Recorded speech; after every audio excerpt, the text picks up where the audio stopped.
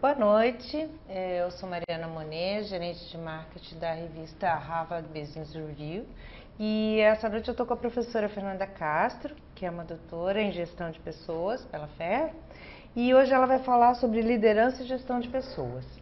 Eu só queria combinar umas coisas com vocês. Primeiro, para fazer perguntas que podem ser feitas durante toda a aula, use a hashtag e faça a sua pergunta. Ok?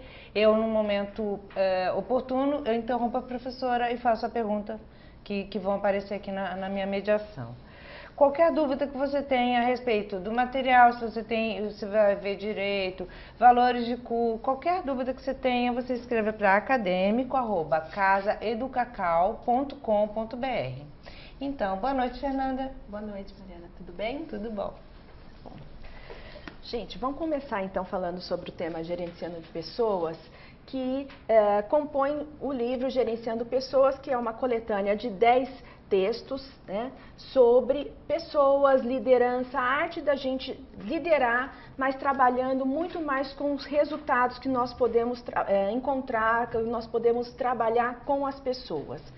E, de uma certa forma, quando a gente fala de liderança, essa liderança transformadora, e do outro lado, a gente olha para as empresas e tem a questão de bater meta, de alcançar resultado, às vezes a gente pode entender isso como um certo antagonismo, mas os textos que o livro traz são bem firmes nessa questão relacionada a essa integração. Como eu mobilizo pessoas para que as empresas alcancem os seus resultados e as pessoas sejam eficientes e eficazes naquilo que elas se propõem a fazer nas suas atividades.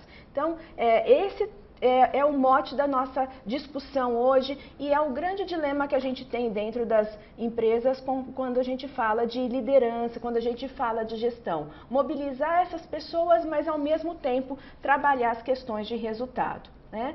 O livro Gerenciando Pessoas, ele traz alguns itens bastante interessantes relacionados aos estilos de liderança, que são os textos do Daniel Goleman. E tem um texto do Daniel Goleman que é Liderança que Gera Resultados, bastante interessante, no qual a gente vai conversar um pouquinho hoje, falando um pouquinho sobre isso.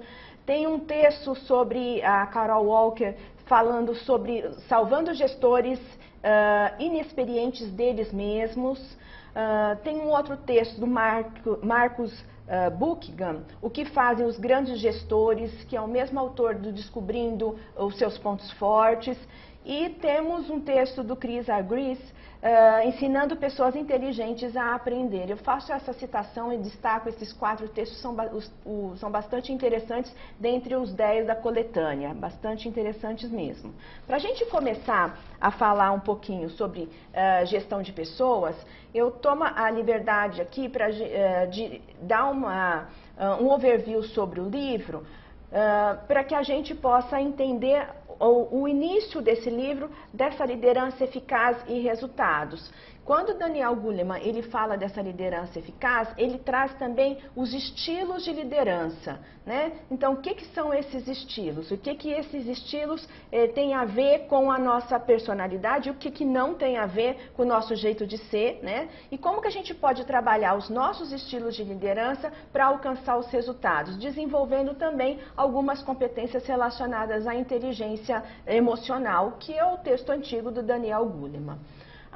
O livro também fala um pouco do gerenciando pessoas por meio dos seus pontos fortes, que é uma vertente diferente um pouco do que a gente está acostumado a pensar o desenvolvimento de pessoas dentro das empresas. Diferente por quê? Porque a gestão por competência, ela é um modelo de tomada de decisão que a gente tem com pessoas dentro das organizações, muito focado nas competências que nós temos que desenvolver.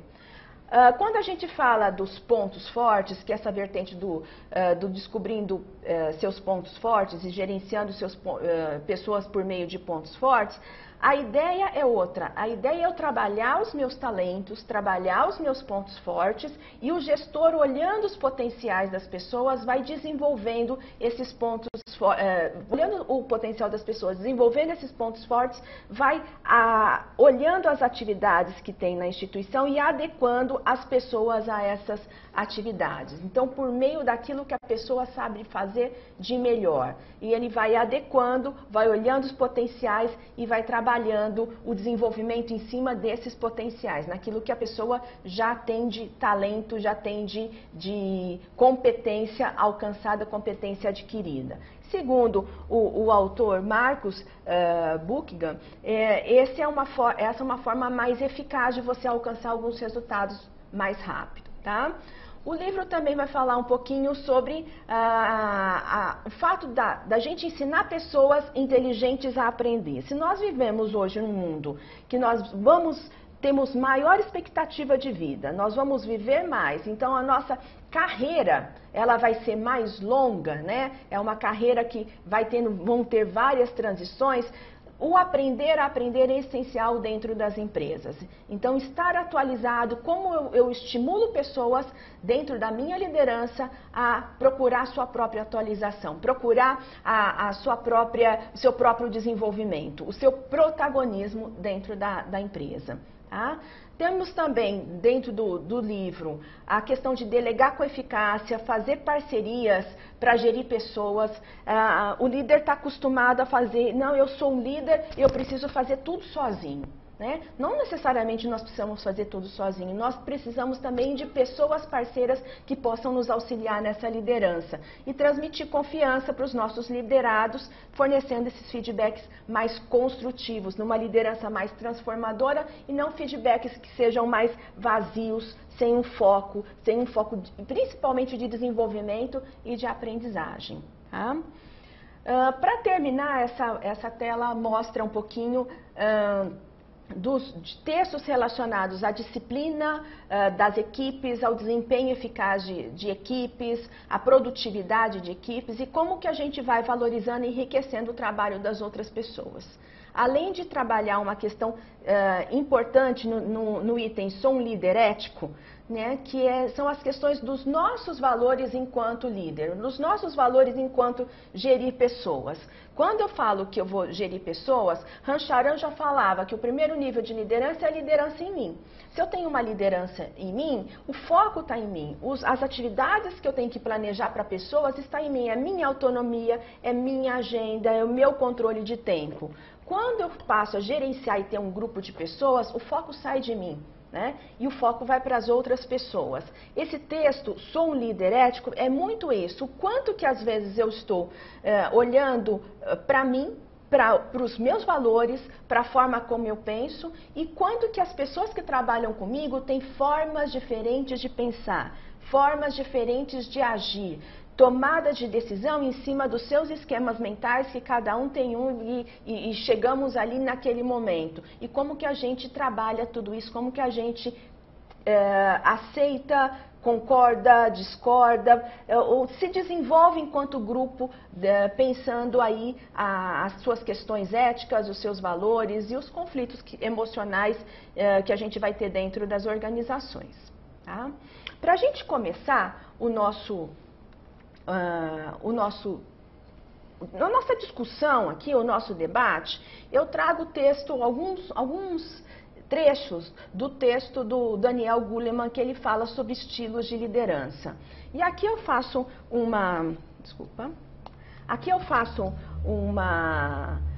um parênteses aqui para a gente entender que muitos me perguntam, o que é estilo de liderança? Isso é igual à nossa personalidade, ao nosso jeito de ser? Né? Então, existe uma diferença em estilos de liderança. A outra coisa que a gente tem que pensar dentro da liderança são os nossos valores, nosso caráter. Então, de um lado, a gente vai pensar as nossas competências para ser líder, de um outro lado, o nosso caráter, os nossos valores na liderança e de um outro lado, os nossos estilos de liderança. Então, nessa tela que vocês estão vendo, né, estilo de liderança, e a gente tem que tomar, vou até tomar liberdade de ler o trecho com vocês, olha só.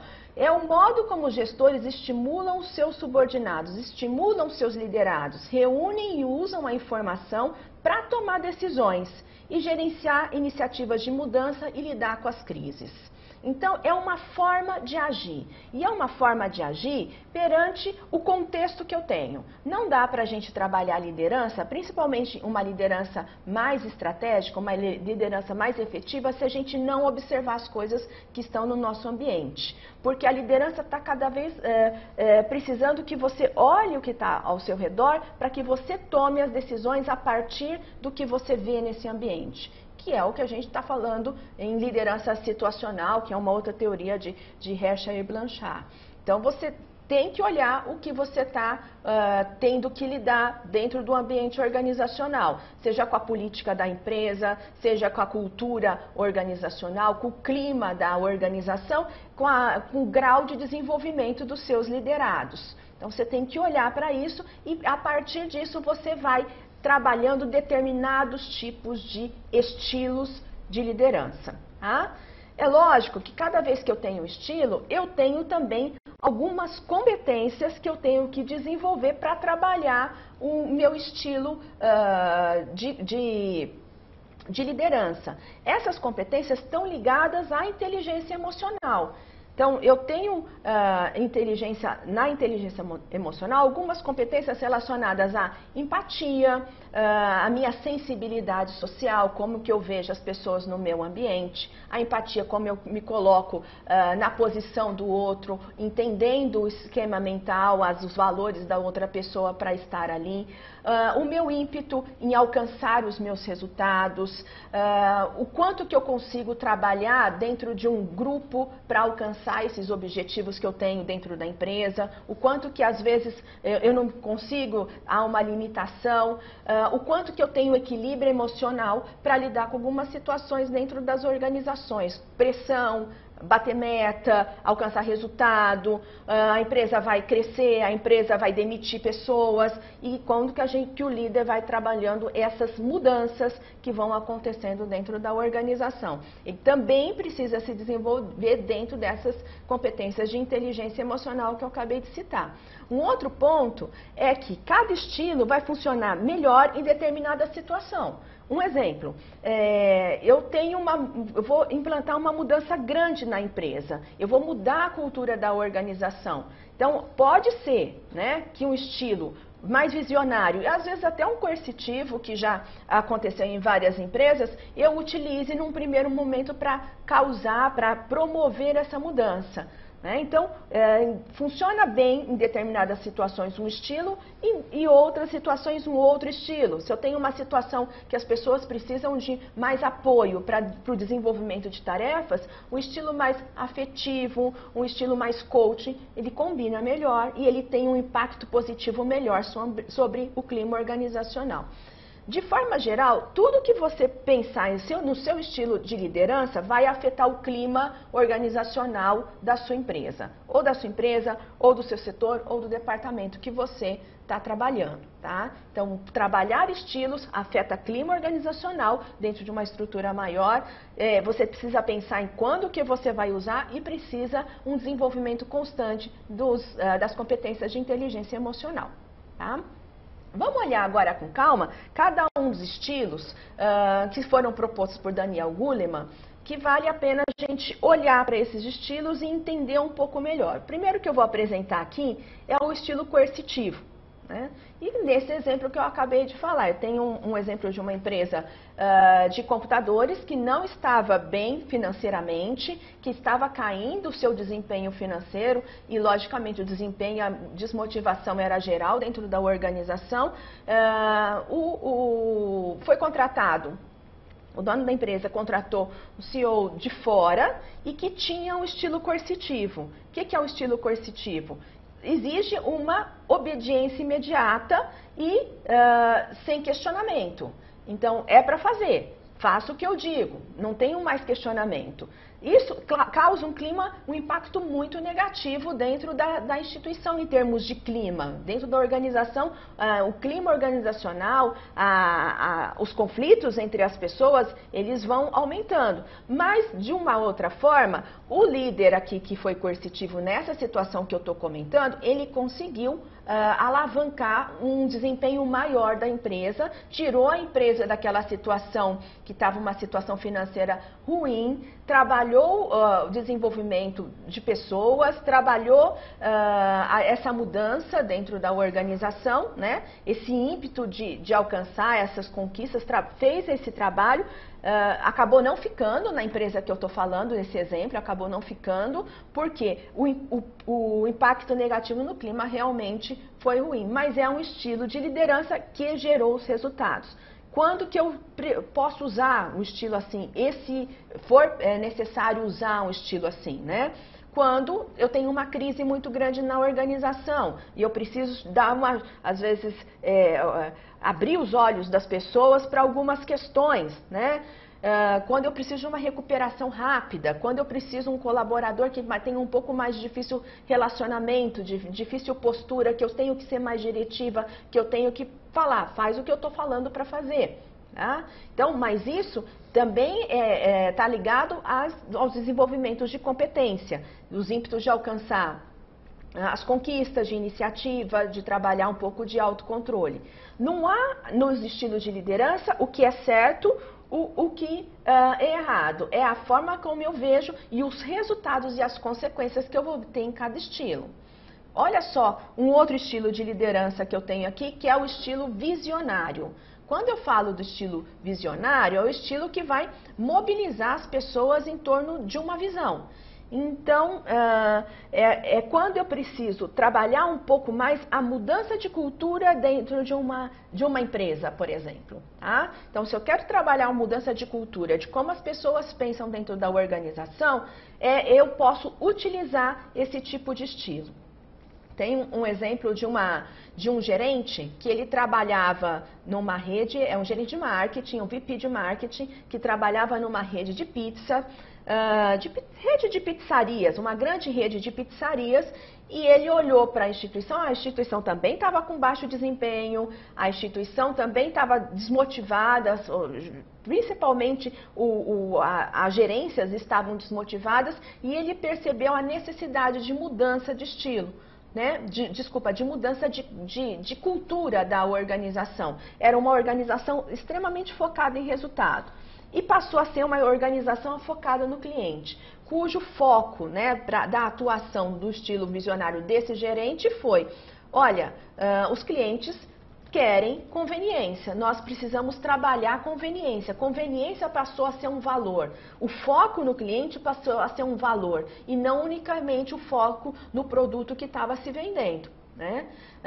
E com isso ele mobilizou as pessoas, criou-se novas estratégias de marketing, mudou o conceito da empresa no mercado, né? Trabalhou o conceito de desenvolvimento de visão, de planejamento dentro da empresa, e há uma transformação aí da missão, da visão e dos valores nessa questão. Então é o tipo de estilo do venha comigo, vamos fazer junto, né? Vamos comigo, que vai estimular um pouco essa catalisação de mudança, o quanto que eu posso mudar a organização, o quanto que eu posso ser empático, me colocar no lugar da outra pessoa e seguro nas mudanças que eu estou fazendo.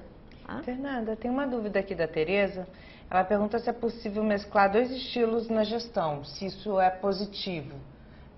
Se você mesclar dois tipos de estilo. Tereza, né? Tereza, é assim.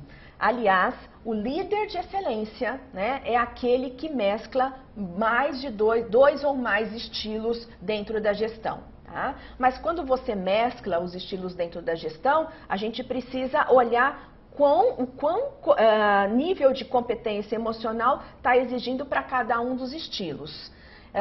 por exemplo, há estilos que são bem parecidos, a gente ainda não comentou sobre esses estilos. O estilo coaching, que vai olhar que é o estilo treinador, e o estilo afetivo, que é você olhar um pouco mais para as pessoas. De repente, os dois estilos combinam dentro da gestão, as competências são bem semelhantes na hora que você vai desenvolver. Então, é possível sim. O líder de excelência é o líder que mescla mais de um estilo, dois ou mais estilos dentro da gestão, tá? É o líder que vai observar mais e vai ver a forma como vai tomar decisão mediante um contexto.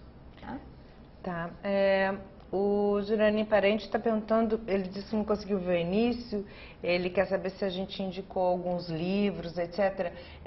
A bibliografia vai junto com a apresentação, é isso? A bibliografia foi baseada no livro Gerenciando Pessoas, que está sobre a mesa. Tá, ok. Tá? Eu vou passar para ele.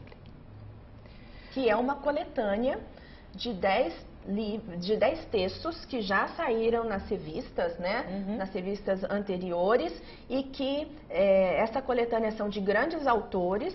Então, olhando essa coletânea e lendo os textos, o foco que se dá é gestão, liderança e resultado. Como que eu consigo trabalhar uma liderança eficaz dentro da empresa, alcançando metas com todas essas exigências que as empresas têm hoje, né? Que eu preciso alcançar meta, eu preciso liderar, eu preciso transformar, eu preciso desenvolver, mas eu também preciso alcançar os resultados que são necessários.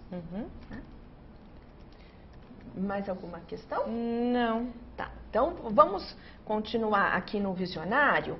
Então, olha, quando você olha para o visionário, quando que você vai trabalhar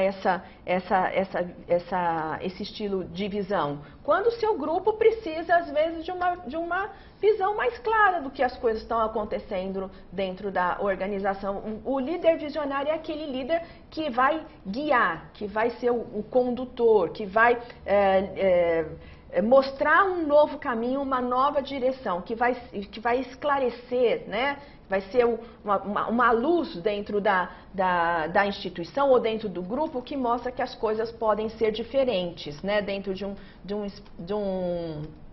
um contexto. O líder visionário, como ele tem essa visão voltada para o futuro, ele traz um forte impacto positivo sobre o clima organizacional. Então, é uma equipe cujo clima, se você tem um estilo visionário, é uma equipe cujo clima organizacional é muito tranquilo. As pessoas gostam de trabalhar com um líder que usa muito esse estilo e vê possibilidades de progresso dentro da organização.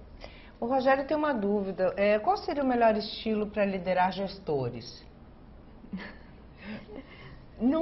O melhor estilo para liderar não tem o certo ou o errado, não tem o melhor. Tem uma confluência de vários tipos de estilo, que você vai olhando para esse estilo, né? Olhando para a situação e vendo a forma melhor de você tomar decisões, de você lidar com as crises, de você ser um agente transformador das mudanças que ocorrem dentro da organização. Tá? Existem estilos que têm impacto mais positivo sobre o clima do ambiente. Então, por exemplo, o visionário ele tem um impacto mais positivo sobre o clima, enquanto o coercitivo tem um impacto mais negativo. O que significa isso lá no dia a dia? Significa que um estilo visionário, as equipes trabalham de forma mais tranquila, elas veem uma perspectiva de futuro, elas gostam para o lugar onde elas vão trabalhar. E no coercitivo, você acaba tendo um clima, não gosto desse lugar, o clima está pesado, as pessoas não estão sendo sinceras, não estão sendo transparentes umas com as outras. Mas explicando, ou pelo menos fazendo a comparação, isso também depende muito da situação em que a empresa se encontra e ela precisa de um determinado estilo, que pode não ser sempre o mesmo estilo. Exatamente. É exatamente assim, no momento de crise, como você diz, a gente precisa desse que diz, me obedeça, e ele já tem um projeto e a gente tem que seguir isso para sair dessa crise. Depois, no segundo momento, inclusive se ele fizer um mix de estilos, ele pode passar a ser um visionário e projetar isso para a equipe. Pode. Então, É sempre uma coisa que... se você for seguindo aí dentro da recuperação aí de organizações, é muito isso. E às vezes você usa pessoas que têm até estilos coercitivo e depois usa um estilo mais... Opa, foi para frente. Estilo mais visionário. Sim. Tá? Eu tenho aqui um outro tipo de estilo é você olhar as pessoas em primeiro lugar. E tanto é que o mote do estilo afetivo é você olhar as pessoas em primeiro lugar. É lógico que as competências de empatia, de construção de relacionamento, de comunicação, de saber ouvir autêntico, escutativa, né? Uma escuta com atitude. E a comunicação, que a gente fala da comunicação não violenta, ela vai funcionar bem nesse estilo. São competências aí do novo milênio, principalmente a comunicação não violenta, formas e formas da gente trabalhar aí a construção dos nossos discursos dentro dos ambientes, tá? Então, dentro do estilo afetivo é aquela pessoa que vai trabalhar em cima dos vínculos emocionais. Né? O quanto que ela olha para a sua equipe, o quanto que ela sente a sua equipe e o quanto que esse líder ele vai lá e conversa com as pessoas dentro da questão emocional. Tá? O Leonardo de Contagem, ele está perguntando se o líder coercitivo é positivo para o negócio de uma forma geral. Você já deu essa explicação, mas eu acho que tem que ressaltar. O impacto do estilo coercitivo é no clima organizacional, mas às vezes você olha para algumas situações e para alguns tipos de cultura que ele pode se encaixar, mas ele vai ter as suas consequências no clima organizacional. Sim. Tá? Assim como um outro estilo que é o modelador. O modelador é um pouco diferente do estilo coercitivo, mas ele é um modelador assim, olha, a gente tem altos padrões para atingir, então vamos todo mundo trabalhar nisso daqui. Se isso não for atingido, a gente vai ter algum balanço de consequências. Entendi. Tá? O Álvaro pergunta se é possível ter um estilo para cada tipo de funcionário. E se isso gera conflito, é uma esquizofrenia. É isso. Se ele conseguir, é possível. Ele está olhando cada um, né? E aí, é Álvaro? É Álvaro. Álvaro. Tem uma outra leitura que eu faço aqui que é interessante da gente pensar não só de estilos, mas a leitura de textos sobre liderança situacional.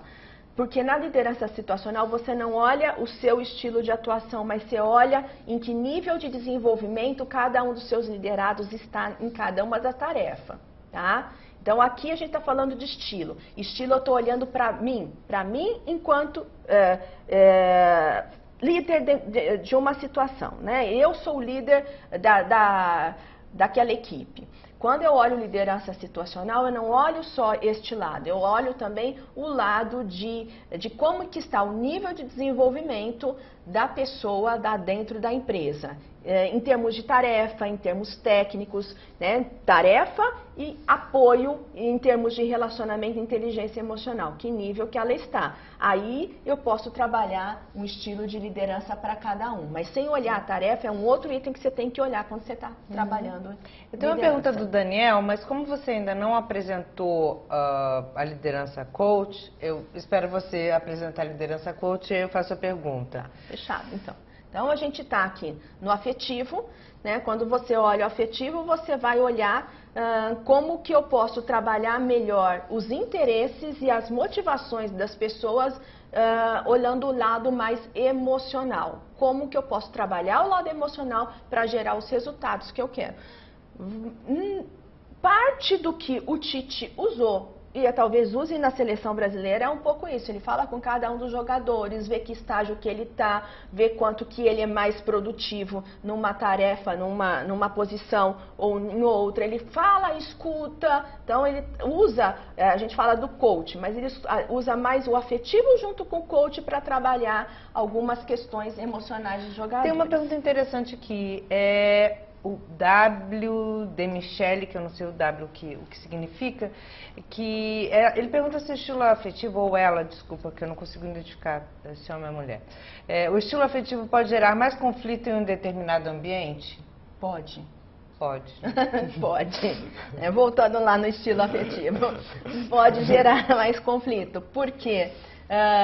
Você vai trabalhar a harmonia, mas quando você trabalha as questões emocionais, cada um de nós temos interesses diferentes dentro de uma equipe. Ele acabou de me contar que ele é W de Washington, então é o Washington. Washington, olha só, Washington. Então você tem pessoas diferentes que têm interesses diferentes, que têm personalidades diferentes, perfis de personalidades diferentes.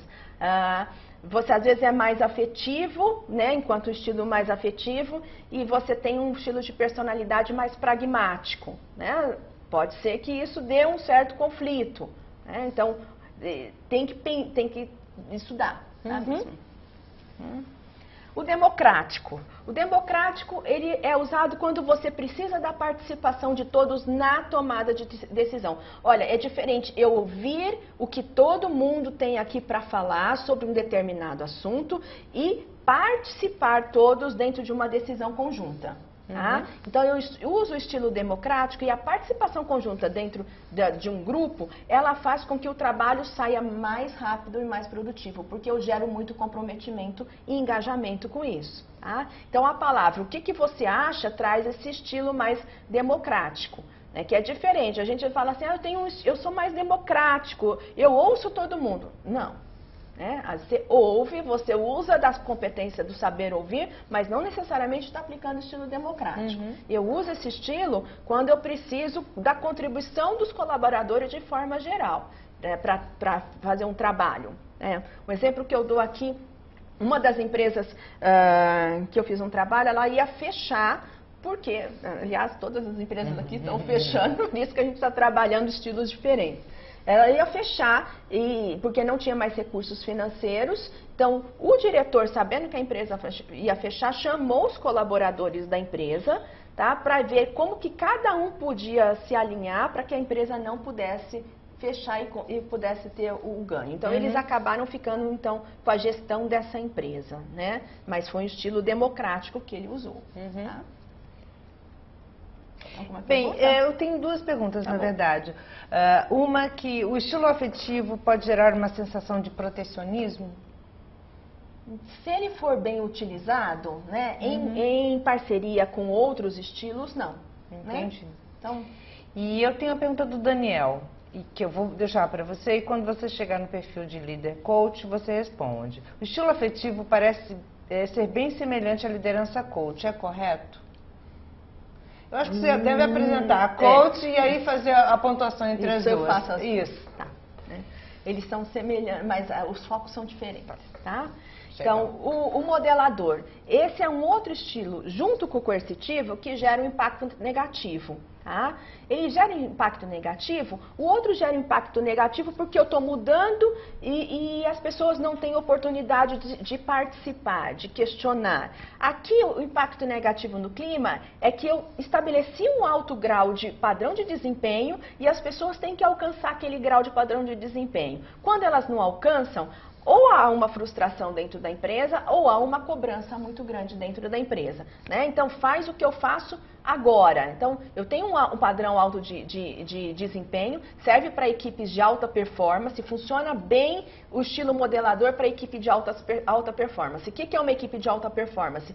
É uma equipe autônoma, inteligente, todo mundo sabe o que precisa fazer, né? E não precisa ser muito comandada, direcionada às tarefas de forma geral. Então, porque todo mundo sabe o que fazer. Mas, numa equipe que você precisa direcionar um pouco mais a tarefa e o padrão às vezes vai cair, então cai padrão, aumenta a pressão, clima organizacional ruim. Tá? E o estilo coaching, né, que o pessoal está perguntando, que é o estilo treinador, que tem a ver um pouco com essa liderança coaching. Vamos fazer um esclarecimento aqui. O que é um líder coaching e o que é um trabalho de coaching fora da liderança, tá? Então, o líder coaching é aquele que vai trabalhar o desenvolvimento das competências dentro da empresa, dentro da sua realidade, dentro do seu grupo. que é diferente de um trabalho coaching que a pessoa pode fazer o desenvolvimento das suas competências fora daquela equipe de trabalho, né? Fora da hierarquia daquele líder. Tá? Quando você fala da desenvolvimento de competências fora dessa hierarquia, você tem um outro tipo de trabalho que é focado na pessoa. Aqui eu foco a pessoa, mas eu também foco os objetivos que a organização tem. Tá? Então, quando eu falo do líder treinador, eu vou falar do desenvolvimento das pessoas.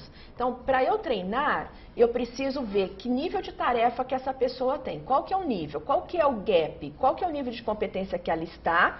O que pede o perfil? Aonde eu quero chegar? Tá? Eu preciso ter isto muito claramente. Como que eu desenvolvo dentro desse parâmetro um plano para chegar do nível de competência X até o Y? Tá? Então, ele é muito focado no desenvolvimento. O líder coach vai ser focado no desenvolvimento dessas competências. Sejam competências elas técnicas ou comportamentais. O que é uma competência técnica? Precisamos desenvolver um programa de computador, de desenvolvimento de computador até tal data e tem todos os processos para isso. O que é uma competência comportamental? Precisamos trabalhar melhor a nossa capacidade de negociar com o cliente. Isso é uma competência comportamental. Então, o foco é no desenvolvimento. Como eu vou fazer o desenvolvimento? Não necessariamente eu devo ocupar um estilo afetivo, que eu acho que era a pergunta... Sim, né? do Daniel. Do Daniel. Né? Não necessariamente eu preciso trabalhar o estilo afetivo. O estilo treinador é em cima de metas, em cima de um plano. Passou um mês, eu consegui evoluir naquele plano, então a gente está alcançando os resultados para aquele desenvolvimento de competências. Tá? O estilo afetivo está focado no vínculo emocional.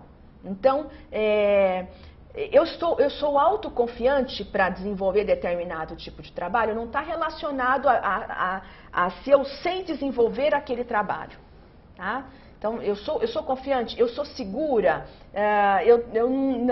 eu consigo trabalhar sob pressão em determinado tipo de trabalho. Isso está ligado aos vínculos emocionais. Então, eu consigo desenvolver melhor e identificar alguns gaps segundo, no estilo afetivo. Agora, se eu sei fazer a tarefa, se eu sei todas as etapas para desenvolver determinada tarefa, aí eu uso o estilo treinador. Tem uma pergunta interessante do Vanderlei.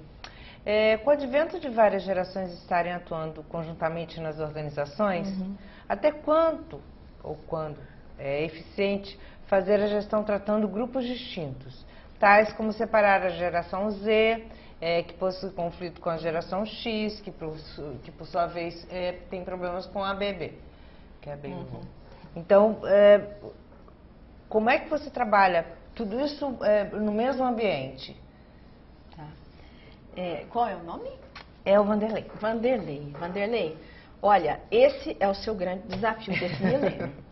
Tá? Por quê? A gente vai ter que trabalhar dentro do mesmo ambiente os interesses diferentes de cada uma das pessoas dessas gerações, tá? E não vamos trabalhar o conflito de gerações, mas a gente vai trabalhar a integração. Hoje, como eu falei no começo da palestra, a gente está falando muito de antagonismo. É 8 ou 80, né? A gente tem que integrar. É sempre uma pergunta, eu quero na minha equipe pessoas criativas ou pessoas organizadas? Dentro de comportamento, criatividade não combina com organização, mas eu preciso em momentos que as pessoas sejam criativas e que também sejam organizadas dentro da empresa. Quando a gente vai falar de geração, que é um outro fator que a gente está colocando aqui, é um outro lado de ver as coisas. A gente fala de geração, entenda a geração, precisa definir o que é geração. Geração é a forma de pensar, a forma que eu tomo decisão mediante o momento histórico que eu vivi, o momento político que eu vivi, as facilidades que tinham em termos da economia, como que eram as minhas famílias, como que era a tecnologia nesse ambiente todo. Tá? Então, por isso que a gente vai passando de geração em geração. O geração X, ele tem um nível de persistência maior, mas às vezes aceita muitas questões que estão lá, talvez seja o mais fiel dentro das gerações. O Y, ele é uma pessoa que vai olhar um pouco mais amplo as questões e vai dar muitas inovações para as coisas que estão acontecendo, né? Então você vai ter que ir lidando com isso dentro da própria equipe. A melhor forma de integrar é você verificar o que cada um tem de interessante para que eles possam compartilhar, complementar. Um vai complementar o outro. Tá? Então, uma situação, não só as coisas que acontecem com Y estão totalmente corretas, ou a forma dele agir está totalmente dentro do padrão, nem como um X ou com as gerações mais novas que estão entrando. Eu preciso olhar como cada um está se comportando e trabalhar complementariedade. Tem que não chega a ser uma pergunta, mas também é uma pergunta. Quando se trabalha em regiões diferentes, estilo Norte e Nordeste, por exemplo, é inevitável trabalhar estilos diferentes. Cada região tem sua cultura, educação, realidade de mercado, etc. Tem essas diferenças. Isso também é um fator, né? Outro fator que você está colocando aqui, que é diferente dos estilos, é regionalismo. Sim. Né? O quanto regional é cada região aí do Brasil, e não vou tão longe assim. O quanto que São Paulo, as pessoas que trabalham em São Paulo são diferentes em termos de como encaram a vida e como tomam decisões de trabalho com as pessoas do interior de São Paulo. Tá? Então, você tem que pensar a regionalização aí, o quanto que discurso, o quanto que comunicação influencia em regionalização. É lógico que, de repente, você pega uma região com estilo, que as pessoas são mais afetivas, o estilo afetivo ele combina mais. Tá? E, às vezes, em regiões que as pessoas são mais pragmáticas, o estilo modelador combina mais. Né? Em regiões que eu estou em alto desenvolvimento, o estilo treinador, ele vai ser mais acionado. Né? Vamos falar, não que combina mais, mas que ele vai ser mais acionado quando você olha para o contexto. Entendi. Tá? Respondendo aí, eu acho que a gente respondeu algumas perguntas que já estão nessa tela aqui, né? Os líderes de excelência devem seguir mais de um estilo, né? Quanto mais você conseguir combinar os estilos, melhor você vai estar trabalhando a leitura que você tem de contexto, a leitura que você está olhando para o seu ambiente, tirando elementos daquilo e atuando sobre esse ambiente, tá? Os líderes de excelência, quanto mais trabalhando diferentes contextos, vão ser sensíveis ao impacto que tem sobre as outras pessoas e vão se adaptar ao seu estilo para obter os melhores resultados. Então, quando você usa o estilo, você tem que pensar qual é o meu estilo de liderança e por que eu estou usando esse estilo para alcançar qual resultado lá na frente. Lembra sempre que quando você é o líder de BIM, lá na posição do Rancharan, do pipeline da liderança, você é líder de si, então você que vai determinar os seus resultados, como que você vai trabalhar para alcançar os seus resultados. Quando você é líder de uma equipe, você vai ter que olhar para essa equipe, ver as potencialidades de cada um para que essas pessoas comecem a gerar esses resultados em equipe, né? Você não gera mais você não gera mais esses resultados, né, sozinho. A André tem uma pergunta interessante. Existe uma relação entre os estilos de liderança e suas aplicações na administração pública e na administração privada? Sim, existe. Porque os contextos são diferentes. Então, na administração pública, eu tenho um grande olhar voltado para bater metas. Eu preciso alcançar as metas, eu preciso trabalhar os indicadores, tudo em cima de KPI. Então, eu tenho que olhar para isso. Na administração pública, eu tenho um olhar voltado para o serviço. Tá? Então, eu também preciso olhar esse contexto da administração. Não que a administração pública não tenha os resultados. Ela tem os resultados, ela tem os indicadores, mas ela também presta um serviço. Sim. Né? Então, são diferentes realmente. Então, você precisa olhar o contexto. O quanto que você pode trabalhar mais um ou outro dentro de uma situação. Sim. Imagina você trabalhar um estilo mais coercitivo, às vezes numa gestão pública na área da saúde, de repente não vai ter os resultados que você imagina ter. Sim. A Jaqueline quer saber, essa é uma pergunta bem interessante, porque realmente parece mesmo. Como posso mesclar o coercitivo com o afetivo sem parecer que estou me contradizendo? Já que os dois parecem tão antagônicos. Não existe uma situação em que os dois precisem coexistir? Então... É porque eu acho que são momentos diferentes. São momentos diferentes da empresa e da situação. Mas, por exemplo, quando eu posso usar, às vezes, um estilo mais coercitivo com uma pessoa, é quando eu não estou tendo, às vezes, alguma resposta daquela pessoa, né? A gente até colocou lá dentro da parte do estilo coercitivo. Às vezes, um relacionamento um pouco mais difícil, né? Com uma pessoa, mas eu sempre acredito que o melhor estilo, às vezes num relacionamento mais difícil, é conversar. O afetivo, ele é um estilo bom também para, olha só, mesma situação, mas eu posso usar um estilo afetivo para um relacionamento difícil. Entender por que ele está difícil, entender o lado emocional do outro e trabalhar esse lado emocional, né? Como que eu vou, o que a pessoa está me falando, por que ela está oferecendo essa resistência, entender o motivo da resistência e trabalhar em cima do lado afetivo. Mas dependendo da situação da empresa, às vezes isso atrapalha, porque naquele momento talvez você esteja no meio de uma crise e que o que você precisa é rapidez. Faça o que eu estou mandando. É rapidez, exato. Não tenho tempo. Eu não tenho tempo para isso, né? Então vai ter que usar esse estilo mesmo. Então, assim, ela vai ter que olhar isso dentro dessa situação, né? O Francisco faz uma pergunta. Como o líder deve agir em situações limítrofes? Por exemplo, empresas em grandes dificuldades financeiras e em reestruturação. Empresas com problemas de assédio moral dos proprietários ou com participação de familiares que não estejam comprometidos com os resultados. Bem, eu acho que é um mix, né? Depende exatamente do problema. Mas, professora, como é que esse líder deve agir? Então, eu entendi que é uma empresa só ou são vários tipos de empresas? Ele diz situações limítrofes, por exemplo, empresas em grandes dificuldades financeiras e em reestruturação. Empresas com problemas de assédio moral dos proprietários ou com participação de familiares que não estejam comprometidos com os resultados. São várias questões e todas são problemas sérios, né? Então, primeiro assim, quando você olha para uma empresa que tem dificuldades financeiras, que é isso que ele está em reestruturação, né?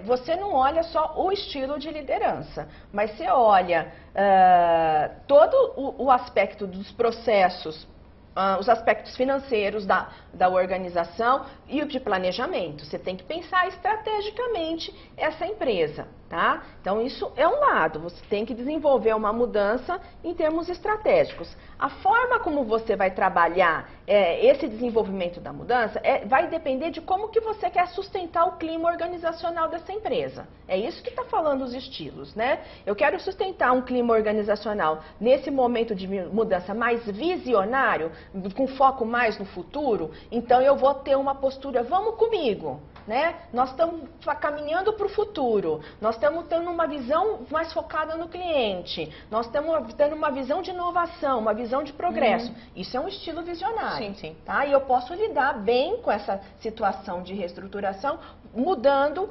trabalhando a cabeça das pessoas para um estilo mais visionário. Nós estamos mudando a empresa. Isso motiva as pessoas. Sim. Isso faz com que as pessoas acreditem na empresa que elas querem, que elas estão trabalhando, né? E se comprometam. Tá? Então, tem isso. Tem outras empresas que usaram o estilo coercitivo. Né? Mas o que acontece com o estilo coercitivo? Geralmente o líder que às vezes usa coerção demais, né? Vai muito fundo naquilo que você... Ele vai ser um líder não benquisto pelo grupo. E quando você é um líder não benquisto, o próprio grupo, aos poucos, ele vai tirando aquele líder da empresa, até ficar uma situação insustentável que o líder não esteve jamais. Né? Então, isso é uma questão. Agora, é o dono da empresa? Ele é um empresário? Ele é um empreendedor, dono da empresa? Use o estilo visionário. Você vai se dar melhor trabalhando os estilos que são mais positivos no clima da organização. Sim. Tá? Aí tem mais empresas Que empresas com problemas de assédio moral dos proprietários ou com participação de familiares que não estejam comprometidos com resultados. Na verdade, ou proprietários ou familiares que você estaria fazendo a gestão de empresas de terceiros que não estão envolvidos com a empresa, né? Ou que estão em problemas de assédio moral, né? No mesma forma, o estilo visionário é a melhor forma de você trabalhar dentro dessa perspectiva, né? São outras questões que estão ali que não estão muito ligadas ao próprio estilo de liderança, mas à tomada de decisão em si, né? Em termos de desempenho. Aí eu entro com uma outra coisa. Eu tenho um estilo de liderança para alcançar resultado. Se esse resultado não está sendo alcançado, eu preciso avaliar os desempenhos e verificar o porquê que os desempenhos não estão sendo alcançados. Sim. Tá?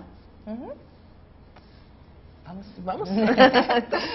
Então, a gente estava nessa tela, a gente já conversou bastante com relação ao impacto que os seus estilos vai ter sobre o comportamento. Nós falamos também que, de repente, você pode trabalhar em parceria. Eu já tinha falado isso no início da palestra. Às vezes a liderança pode soar como uma posição muito solitária. Não fique só. Tá? Compartilhe com parceiros, converse com outras pessoas que têm cargo de gestão, né? Que cada um, de repente, numa situação está olhando de uma forma e você pode, compartilhando essas experiências, né? Entender melhor a sua leitura de contexto e atuar de forma mais adaptada nessa leitura de contexto. Tá? A outra coisa, se você é um líder dentro da organização, você também fala assim, puxa, eu sou um líder que meu jeito de ser combina mais com o estilo afetivo, com o estilo treinador. Ah, mas de repente eu tenho uma pessoa lá que trabalha comigo que tem um estilo que você descobriu a potencialidade no estilo mais visionário. Então você pode compor com essa pessoa, tá? Você não precisa ser todos os lados. Você não precisa ser tudo. Aliás, quando a gente tem uma equipe mais produtiva, é a equipe que tem maior diversidade em termos de competência. Só que para eu ter maior diversidade em termos de competência, um é diferente do outro. Então eu tenho que lidar com essas diferenças. Tá? Bom, e o que fazem... Mais alguma pergunta? Não. Podemos seguir? E o que vai fazer os grandes líderes, né? E eu acho que aqui a gente chega no momento de um outro trecho desse livro, Gerenciando Pessoas, que é interessante para a gente pensar o desenvolvimento das nossas competências a partir dos nossos pontos fortes. Porque nós estamos, às vezes, acostumados a olhar o que nós não temos. Se nós não temos, nós vamos, então... começar a contratar pessoas, a verificar parcerias de outras pessoas para a gente trabalhar complementariedade, tá? E é o que o Marcus Buckingham, ele fala dentro desse trecho que é para a gente pensar o desenvolvimento de pessoas a partir dos nossos pontos fortes, a partir dos nossos talentos. E o que é talento, né? O que é uma coisa que a gente fala assim, qual é o meu talento? O meu talento é aquilo que eu já tenho uma competência que desde pequenininho, desde criança, eu já estou desenvolvendo. Os negociadores, eles são negociadores desde pitititico. Eles vão crescendo, vão negociando com a mãe, com o pai. Os donos da bola, eles já são donos da bola desde criança. Então, cada um já tem desenvolvido algumas competências que podem ser potencializadas na sua carreira, na sua vida profissional. E essas competências, como que eu posso potencializar? De duas formas: experiência e técnica. Tá? Então, assim, eu tenho um negociador.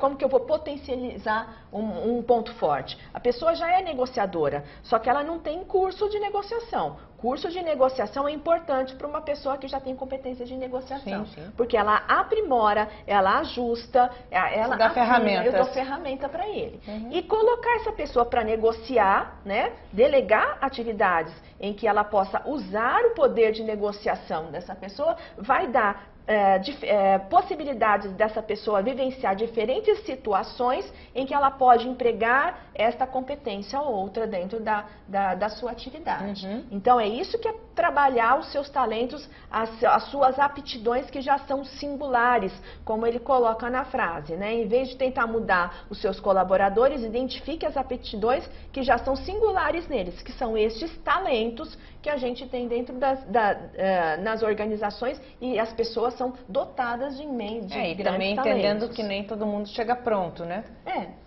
E aí eu já ocupo aquilo que é potencial na pessoa, né? E aí, como que eu trabalho essa pessoa dentro da organização? Então, em cima do que ela já tem de potencial, né, eu vou identificando as melhores qualidades, eu vou aprimorando, eu vou dando técnica, eu vou delegando para situações que a pessoa possa desenvolver mais essas competências, né?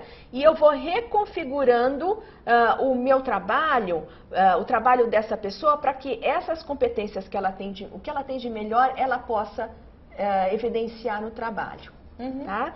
E eu reconfiguro o trabalho que ela tem para neutralizar alguns pontos que ela precisa ainda melhorar, algumas coisas que ela ainda precisa melhorar. Então, eu potencializo o que ela tem de bom, olho, faço uma análise do trabalho e vejo o que ela precisa melhorar mediante aquele trabalho.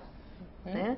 Ele é muito, assim, tem uma questão na administração que a pessoa certa no lugar certo, que é um pouco o que essa linha de trabalho fala. Sim, sim. Né?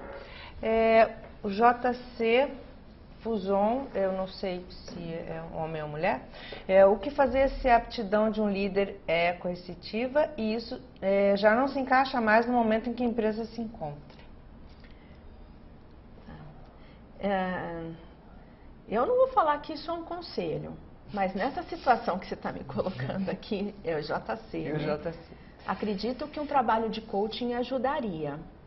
Porque se a pessoa já tem um estilo coercitivo e o ambiente está demandando dela outra coisa, ela precisa desenvolver as competências relacionadas aos outros estilos. Eu preciso de um desenvolvimento dessas competências emocionais. Eu não simplesmente passo de um estilo coercitivo para um estilo mais afetivo, que vai me demandar empatia, se eu não tiver a capacidade empática minimamente desenvolvida. Tá? Então, eu preciso de um trabalho anterior, um trabalho de coaching. Tá? Então,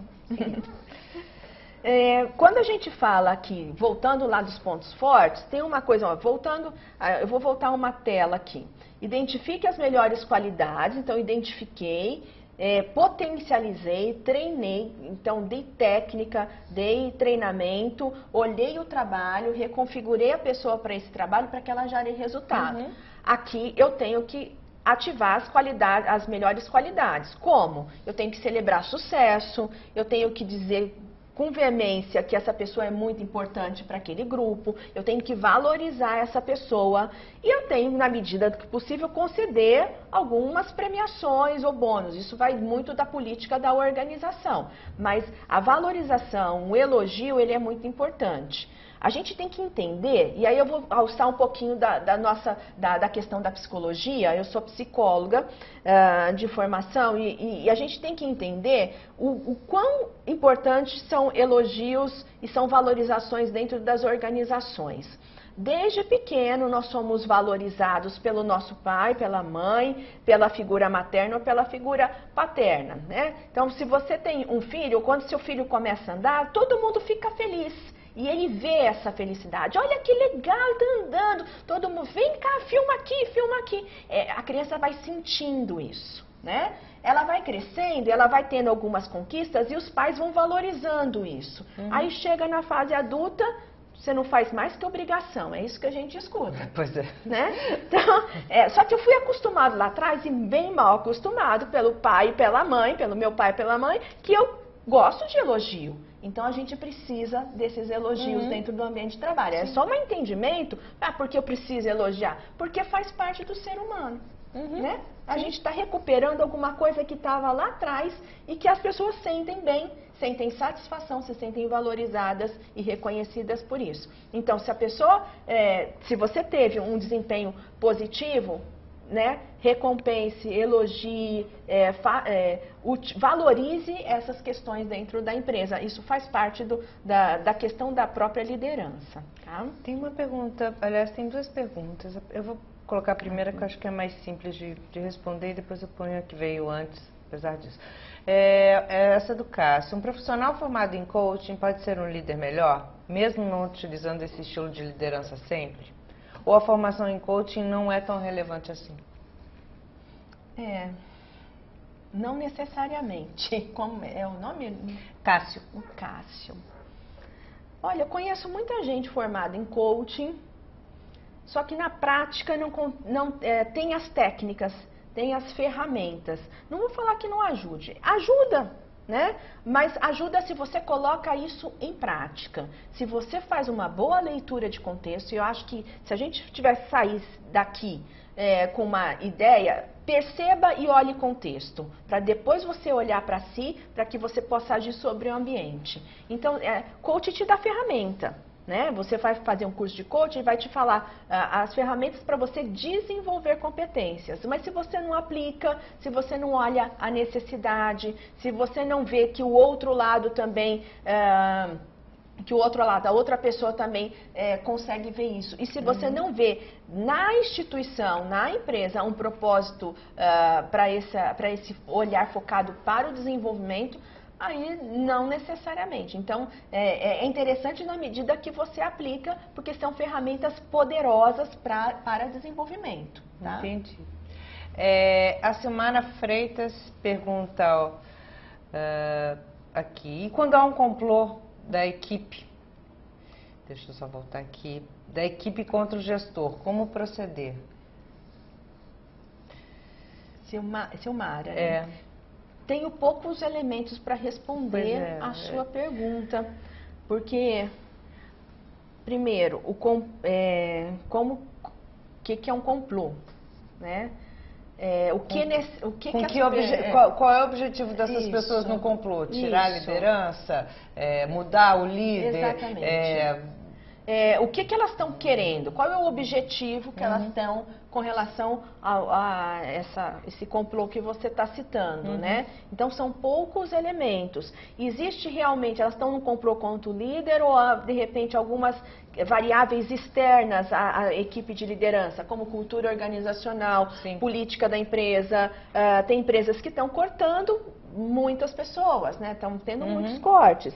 Então, isso pode causar um clima organizacional ruim, né, dentro da organização. Precisa entender um pouco mais, é preciso de mais elementos para poder responder. Tá? Então, vamos seguindo. Então, aqui a gente já está quase terminando a apresentação. A gente está na sequência daqueles 3 passos que eu vou retomando aqui do descubra os seus pontos fortes e trabalhe seus pontos fortes. Identifiquei as melhores qualidades, né, dessas pessoas, potencializei por meio de técnica e por meio de experiência, olhei para o trabalho, analisei os indicadores, olhei para o trabalho e vi o que ela precisava trabalhar, montei um plano de ação para isso, elogiei as qualidades, as melhores qualidades dos meus colaboradores, e aí no meu treinamento eu vou trabalhar segundo o aprendizado de cada colaborador. Eu monto um plano. Plano para colaborador é individual, né? Ele é personalizado. Cada um de nós tem um ritmo de aprendizado, né? Cada um de nós aprende de uma forma, num ritmo diferente e com um foco e um interesse diferente. Precisa entender um pouco mais disso para você montar o seu treinamento personalizado. Né? E com isso a gente termina, né? Isso. Se alguém quiser fazer mais alguma pergunta. Vocês têm mais alguma pergunta? Usem para facilitar aqui, que tem bastante gente falando, usa a hashtag e escreva a pergunta para mim, que eu leio para a professora. Então a gente tem mais alguns minutinhos para isso. Estou aguardando vocês.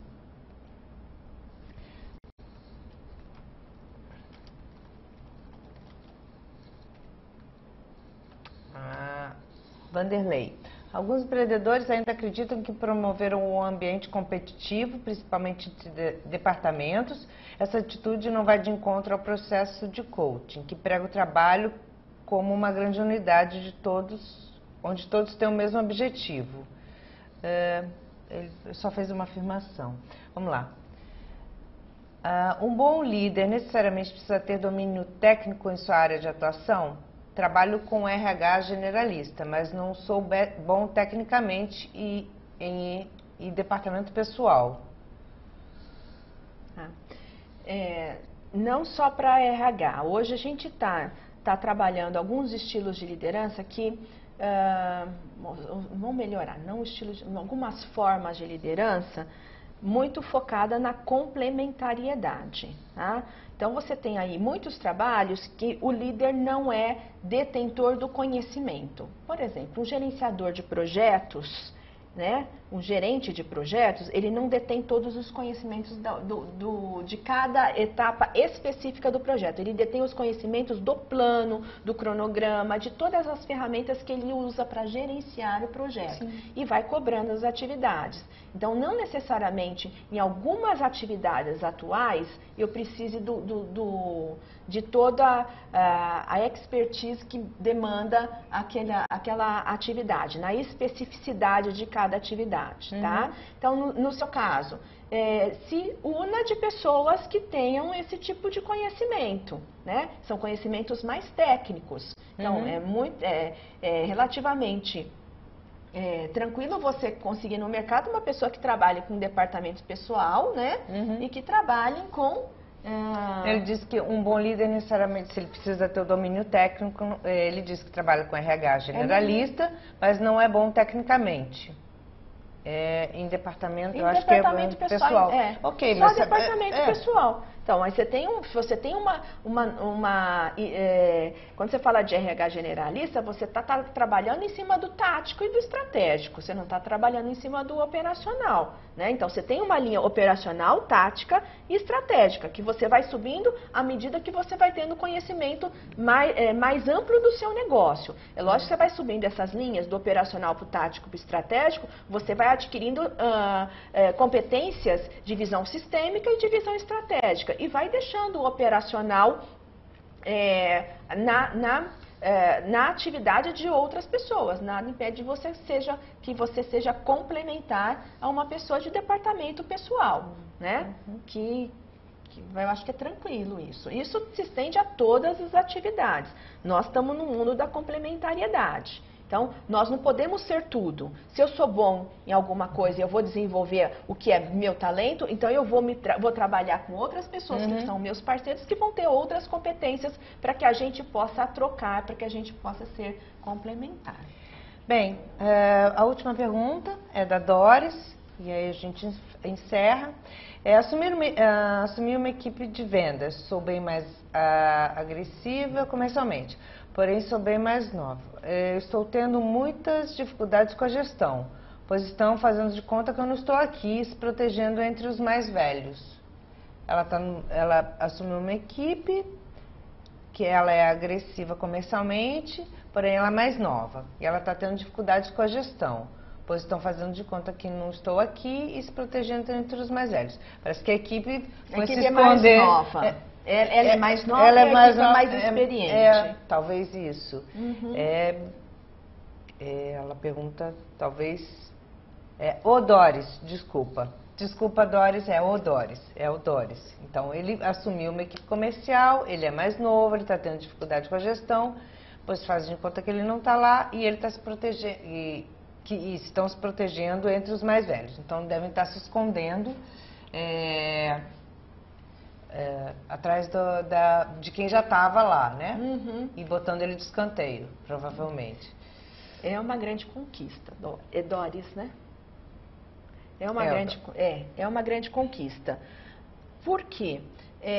Você vai ter que olhar para as pessoas e vai ter que neutralizar. Você vai fazer uma venda de ideias, você já é da área comercial, e quando você fala de neutralizar objeções, você deve estar entendendo o que eu estou falando.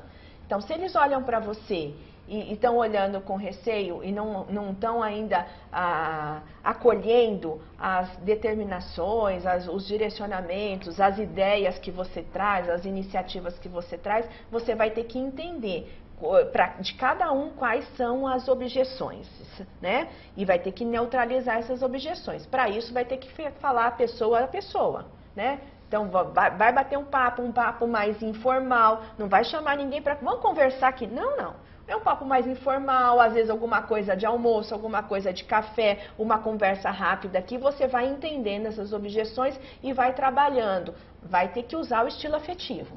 Vai ter que usar o estilo afetivo, né? Você está trabalhando com questões que são mais emocionais. Você deve estar trazendo algumas coisas novas, né? Você deve estar tirando, às vezes, algumas pessoas de dentro daquelas comodidades que a gente tem dentro do nosso trabalho. A situação já está assim há muito tempo. Você vem com algumas mudanças, às vezes vai ter que trabalhar um pouco mais isso. Então, é estilo afetivo, entender as objeções, neutralizar essas objeções para que as suas ideias possam ser cada vez mais valer dentro desse ambiente, tá? Não vai nada com coercitivo, não. Senão as pessoas vão te derrubar. Eu tenho mais duas perguntas e são as últimas, eu já encerrei. Então, primeiro, Rubens. Entendo que as equipes com vários perfis de expertise devem ser sempre complementar o skill. Na visão de vocês, um profissional com um perfil T, com competências, é indicado nesse tipo de cenário? Eu não entendi a pergunta dele. Entendo. Já vai. Tá. Entendo que as equipes com vários perfis de expertise devem sempre complementar o skill. Quer dizer, em volta de um tipo de skill necessário, você pode usar várias pessoas para ter esse complemento. Na visão de vocês, um profissional com perfil T, com competências, é indicado nesse tipo de cenário? Talvez seja dividir... Que cenário? Um lugar porque onde precisem várias pessoas. Se alguém com esse perfil é passível de trabalhar com outras pessoas e complementar a equipe, não sei, sim, eu entendi isso também. Sim, é só olhar, trabalhar as potencialidades, né? E montar um plano para aquelas competências que ainda têm gaps e vamos trabalhar no estilo mais afetivo, mais emocional, são os vínculos emocionais.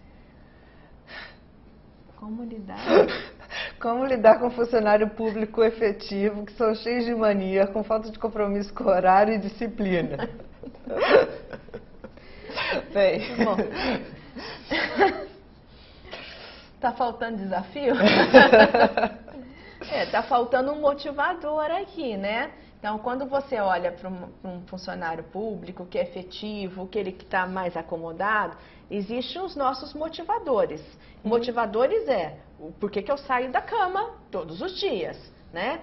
Qual que é o meu propósito de vida? Quando a gente fala de liderança, aí eu acho que um texto legal para quem mandou essa pergunta?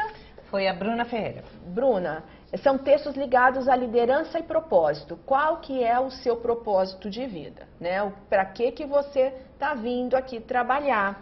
Para que você está vindo aqui